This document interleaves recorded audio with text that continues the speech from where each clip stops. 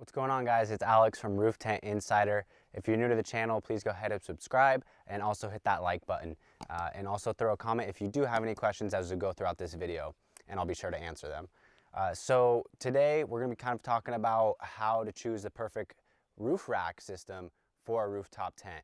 I know personally when I was buying my first rooftop tent, it was a pretty stressful thing, and I spent hours and hours researching just to make sure I was doing all of the right things and the roof rack would be adequate, because I could definitely see a scenario where the rooftop tent flew off my vehicle as I was driving down the freeway, which I really didn't want to happen, obviously.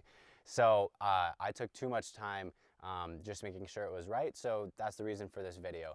So by the end of it, hopefully you walk away with a perfect understanding of which are the best roof racks for a rooftop tent, as well as what to look for if you want to make your own decisions going forward. So there are a couple options. If you do have a permanent roof rack, then those are probably, I would say, more superior just because they can handle more weight and they're dispersed better throughout the entire vehicle. To whereas a crossbar system, which is the other option, can hold a fair amount of weight on its own, but it definitely isn't as sturdy as a permanent roof rack, because it's, you know, not connected or using the entire weight distribution of the vehicle. So that's definitely a little bit of a downside with a crossbar system. When you're looking at permanent roof racks, there are really a couple of great options on the market. I know Slimline, that series by Front Runner, is an exceptional one. I love how it looks. And the most important thing really is just to have crossbars on it. So if they run from side to side on your vehicle, then you're pretty much set as long as the weight distribution is a-okay. And so that kind of brings us into the one thing that you need to consider is the dynamic weight limit, which is just the amount of weight that your roof rack can hold while the vehicle is driving down the road. So usually when roof rack companies market the amount of weight they can hold, they're talking about the DWL, which is the dynamic weight limit.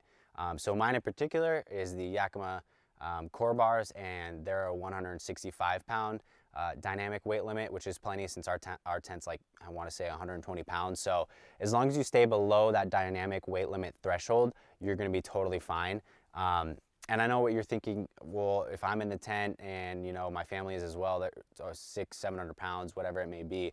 But then you'd be talking about static weight limit, which is the amount of weight your roof rack can hold while the vehicle is not moving. And this is far higher because since your vehicle is not in motion, it is utilizing the entire frame of the vehicle, and that's why it's much higher. So those are both things to kind of think about when buying a roof rack. Moving kind of into crossbars, there are tons of options here. So if you don't have a permanent roof rack, because they cost a little bit more, probably around that $1,000 price range, if not much higher, depending on which one you want. You can get a crossbar system for about $400 is what I got my Yakimas for. You can also go to Rhino Rack or Thule, all great options. I really don't have any bias or preference. I just liked how Yakima's website made it super easy for me to enter in my vehicle type, and then it spit out which ones, which core bars and tower system were best for me. So that was just my preference.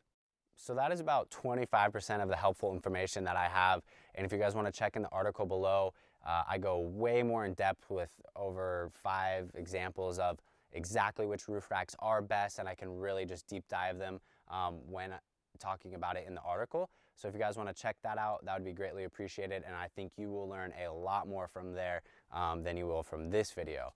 Another thing you could do is please like and subscribe. We're coming out with videos like this on the weekly, and it's all things rooftop tent and camping related, and it's just meant to be super helpful and fun.